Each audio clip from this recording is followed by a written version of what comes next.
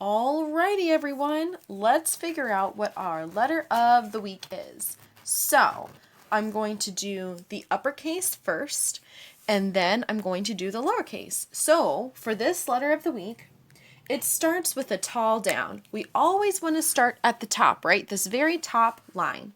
So, we're going to go tall down, then we want to lift up and go slide at the top, slide at the middle, slide at the bottom. So it's a tall down, lift, slide, slide, slide.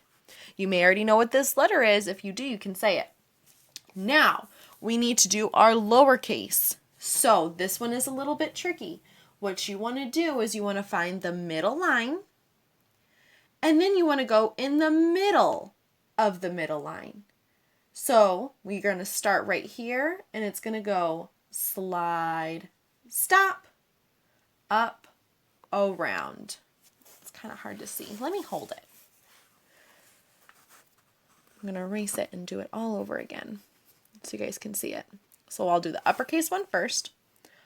Tall down, lift, slide, slide, slide. And then for the lowercase, I'm going to go in the middle of the middle line, and I'm going to go slide, stop, up, around. So the whole letter, the whole lowercase letter is in between the middle line and the bottom line. Do you know what letter that is? The sound is like egg or elephant. It can also say its name, E, like eagle. So now what we're going to do is, if you have Play-Doh at your house, what you're going to do is get your Play-Doh out, and you're going to practice on your Pete the Cat Play-Doh mat. What you want to do is start off by making some snakes. So I have my Play-Doh here, and I'm going to start by making some snakes. So I'm going to rub, use my finger muscles, and rub out a snake. You guys can do it on your kitchen table or wherever you have space. And you guys can practice making an uppercase E and a lowercase e. I'm going to press it on my mat. Hopefully it doesn't fall off, because I have it lifted so you guys can see it.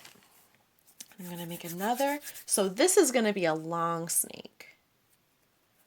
But my next three, my tall down is a long snake, but then my slide, slide, slide needs to be shorter. So here's a shorter one for my top slide. Oh, I think it's going to fall.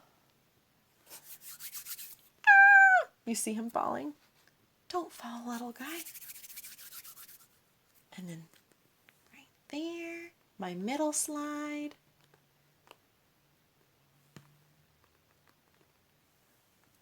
And then I would do my bottom slide right here. Ah! Timber! How about I do this? Urgh.